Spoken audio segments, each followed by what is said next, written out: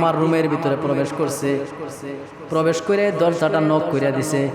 Knock করার সাথে সাথে আমি বললাম, এই মেয়ে, তুমি কি চাও? তোমার কোনো খারাপ উদ্দেশ্য লালন করনি? বলে, না না না, আমি খারাপ উদ্দেশ্য লালন করি না।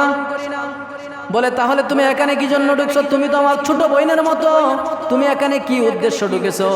এবার মেয়েটা বলে, আমি যদি আপনার ছোট বোন হই তাহলে আপনি হলেন আমার বড় ভাই। তাহলে আপনি কি চান নাকি আপনার একটা বোন জাহান্নামের আগুনের মধ্যে জ্বলুক? আপনি কি এটা চান নাকি? আমিও যুবকটা বলে, না না, আমি এটা চাই না। বলতেছে, বাইরে আমি যেই ধর্ম অনুসরণ করি এই ধর্ম মাইনা যদি আমি মৃত্যুবরণ করি তাহলে আমার জাহান্নামের আগুনে জ্বলতে হবে। আমার বুঝতে আর বাকি নাই, আমি আর দেরি করতে চাই না, সুতরাং আমার এখনই কালেমা পড়িয়া মুসলমান বানায়া দাও। আল্লাহ বলে, কুল ইন্না সলাতি ওয়া নুসুকি ওয়া মাহইয়ায়া ওয়া মামাতি লিল্লাহি রাব্বিল আলামিন। আল্লাহ বলে, তোমার জীবন, তোমার মরণ, তোমার ইবাদত, তোমার বন্দেগী সবকিছু কার জন্য? আল্লাহর জন্য।